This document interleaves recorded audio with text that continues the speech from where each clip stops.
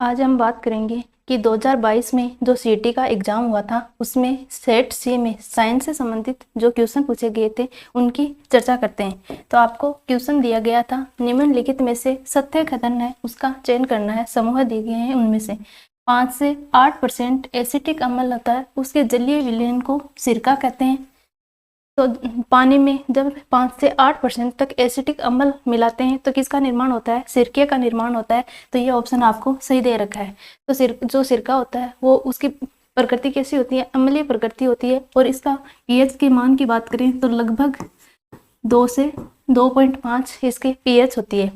वसा के जल अपघटन से ग्लिसरॉल और कार्बोक्सिलिक अम्ल प्राप्त होता है। तो वसा का जब जल अपघटन करवाते हैं तो ग्लिसरॉल बनता है और साथ में वसीय अम्ल यानी कार्बोक्सिलिक अम्ल प्राप्त होता है। तो ये ऑप्शन भी आपको सही दे रखा है। टेफ्लॉन का उपयोग विलायक के रूप में किया जाता है, तो ये गलत दे रखा है। टेफ्लॉन का उपयोग विलायक के रूप में नहीं करते। टेफ्लॉन का उपयोग है वो नॉन स्टिक जो कुकवेयर है उसमें किया जाता है, नॉन स्टिक बर्तन बनाने में। ये बहुत बार पूछा जाता है कि टेफ्लॉन का उपयोग किसमें किया जाता है, तो नॉन स्टिक बर्तन बनाने में किया जाता है। CaOCl2 वॉशिंग पाउडर का रासायनिक सूत्र है। तो CaOCl2 ये वॉशिंग पाउडर का रासायनिक सूत्र नहीं है, ये किसका है? ब्लीचिंग पाउडर का रासायनिक फॉर्मूला है। ब्लीचिंग पाउडर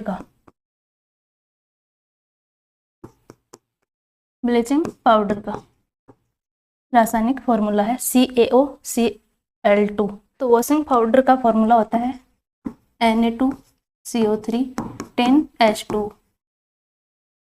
इसको क्या बोलते हैं? धावन सोडा भी कहा जाता है, सोडियम कार्बोनेट धावन सोडा। तो ये क्या होता है? वॉशिंग पाउडर का फॉर्मूला होता है। तो आपको कौन से ऑप्शन सही दे रखे हैं? पहला और दूसरा, ये दो ही सही दे रखे हैं, ये दो गलत दे रखे हैं। तो ये आपका आंसर हो जाएगा। 200 मीटर लंबे तांबे के तार का प्रतिरोध आपको 21 ओम दे रखा है। इसकी मोटाई यानी व्यास कितना दे रखा है? 0.44 मिलीमीटर है। तो इसका विशिष्ट प्रतिरोध कितना होगा, यानी रोह का मान कितना होगा विशिष्ट प्रतिरोध? आर प्रतिरोध बराबर क्या होता है? रो इंटू एल बटा ए। एल क्या? लंबाई, ए क्या है? अनुप्रस्थ काट का क्षेत्रफल। तो यहाँ से रो का मान यानी विशिष्ट प्रतिरोध क्या होगा? आर बराबर ए बटे एल। एल का मान आपको 200 मीटर दे रखा है और विशिष्ट प्रतिरोध क्या होता है? आर का मान यहाँ पर आपको व्यास दे रखा है, व्यास डी बराबर 0.44 मिलीमीटर दे रखा है। तो आर क्या आ जाएगा? व्यास की आधी त्रिज्या होती है, तो 0.22 मिलीमीटर।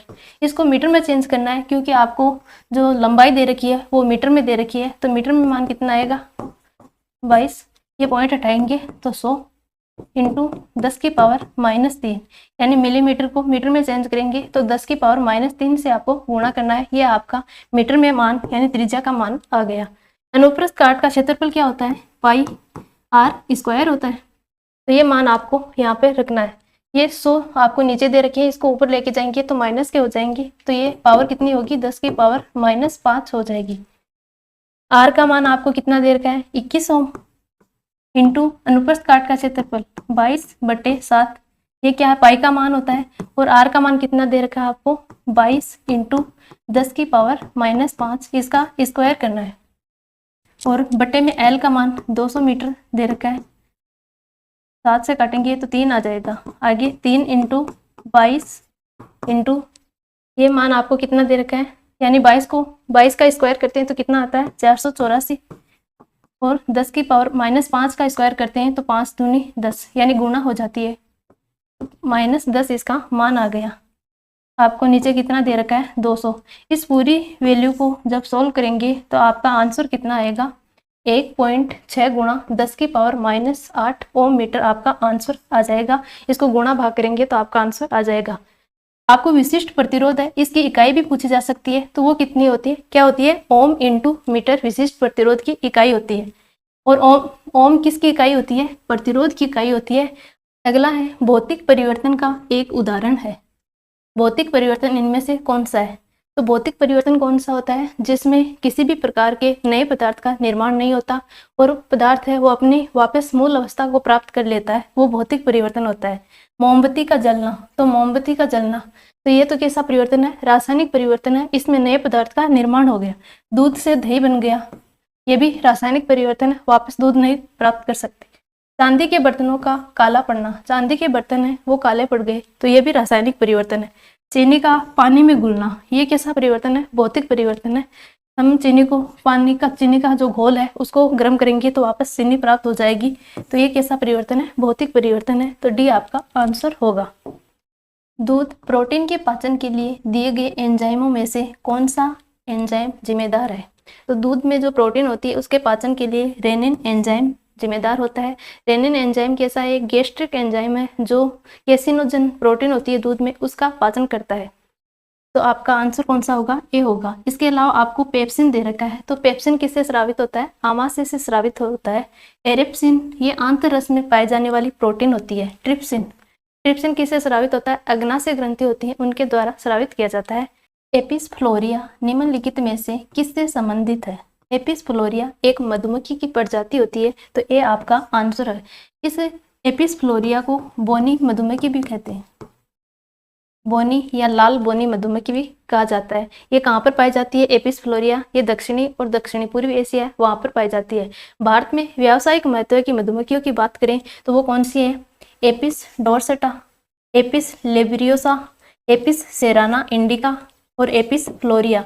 ये व्यवसाय की दृष्टि से महत्वपूर्ण मधुमक्खियां होती हैं और मधुमक्खियां होती हैं उनका पालन करते हैं उसको क्या बोलते हैं? एपीकल्चर कहा जाता है। मधुमक्खी पालन एपीकल्चर कहलाता है। ये भी आपको ध्यान में रखना है। और जो रेशम कीट होता है उनका पालन करते हैं उसको सेरीकल्चर कहते हैं। रेशम कीट का पालन सेरीकल्चर कहलाता है। सेरीकल्चर। निम्नलिखित में से कौन सा एक पशुओं में वायरल रोग है? यानी वायरस से होने वाला रोग कौन सा है? नीली जीवा रोग। तो नीली जीवा रोग होता है ये जंतुओं में विषाणु यानी वायरस से होने वाला रोग होता है। तो ये आपका आंसर होगा। इसके अलावा ये ज़्यादा जो भेड़ बकरियां होती हैं उनमें होता है। और खुरपका जो मुंह पका रोग होते हैं ये भी वायरस से होने वाले रोग होते हैं। ये भी आपको ध्यान में रखना है। मेलक फीवर की बात करें तो ये उपाप से संबंधित रोग होता है। जौन रोग ये किससे संबंधित होता है? जीवाणुओं से संबंधित होने वाला रोग है। एंथ्रेक्स रोग है ये भी जीवाणुओं से संबंधित होने वाला रोग है। आपको वायरस से संबंधित पूछा था तो नीली जीवा रोग वायरस से होने वाला रोग है। और खुरपका मुंह पका ये भी ध्यान में रखना है, ये भी वायरस से होने वाले रोग है।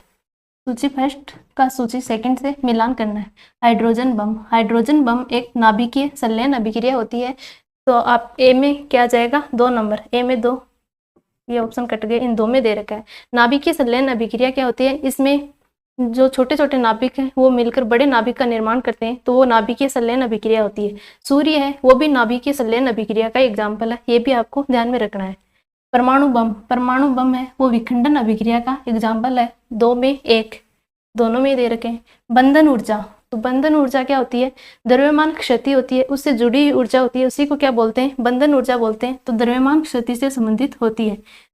3 में 4 इसमें दे रखा है तो सी आपका आंसर होगा। परमाणु भट्टी है वो क्रांतिक द्रव्यमान से संबंधित होती है। परमाणु भट्टी में परमाणु शक्ति पैदा करने के लिए किसकी जरूरत होती है? क्रांतिक द्रव्यमान की जरूरत होती है। तो ये क्रांतिक द्रव्यमान से संबंधित होती है परमाणु भट्टी। जिंक के साथ सोडियम हाइड्रोक्साइड की अभिक्रिया से क्या बनता है? जिंक क्या है? धातु। और सोडियम हाइड्रोक्साइड यानी क्षार है। धातु क्षार से अभिक्रिया करके क्या बनाती है? लवण बनाती है और साथ में हाइड्रोजन गैस रिलीज करती है। तो ये धातु से संबंधित जो भी पॉइंट है मेरा एक वीडियो बनाया हुआ है वहां से आप सारे पॉइंट क्लियर कर सकते हैं। तो धातुएं क्षार से अभिक्रिया करके क्या बनाती हैं? जिंक सोडियम जिंकेट बनाती हैं और साथ में हाइड्रोजन गैस आपको 1 में दे रखा था तो ये आपका आंसर होगा। सोडियम जिंकेट का आपको फॉर्मूला भी पूछा जा सकता है Na2ZnO2। ये किसका फॉर्मूला होता है? सोडियम जिंकेट का फॉर्मूला होता है। और साथ में क्या बनती है? हाइड्रोजन गैस बनती है। यानी अम्ल और क्षार दोनों हैं ये धातुओं से क्रिया करके लवण बनाते हैं और साथ में हाइड्रोजन गैस रिलीज करते हैं। अगला क्वेश्चन है प्रकाश संश्लेषी रूप से सक्रिय विकिरण PAR का कितना प्रतिशत पौधों द्वारा ग्रहण किया जाता है? तो प्रकाश संश्लेषण के लिए जो सूर्य का प्रकाश है वो आने वाले विकिरण का लगभग कितना? 2 से 10%। 2 से 10% है वो पौधों के द्वारा ग्रहण किया जाता है। तो डी आपका आंसर होगा। सूर्य से आने वाला प्रकाश है उसमें लगभग 50% क्या होती है, PAR होती है, यानी प्रकाश संश्लेषणात्मक रूप से जो सक्रिय विकिरण होती है PR इसके अंतर्गत आता है। उसका केवल 2 से 10% है, वही किसके द्वारा ग्रहण किया जाता है, पौधों के द्वारा ग्रहण किया जाता है। इस विकिरण का मान आपका यानी तरंग दैर्ध्य कितनी होती है इस विकिरण की, 400 से 700 नैनोमीटर तरंग दैर्ध्य होती है जो विकिरण सूर्य से पृथ्वी पर आती है। और इसको पौधों में जो क्लोरोफिल वर्णक होता है उसके द्वारा अवशोषित किया जाता है। तो आपको पूछा गया था पौधों के द्वारा कितना प्रतिशत ग्रहण किया जाता है, तो 2 से 10% ग्रहण किया जाता है।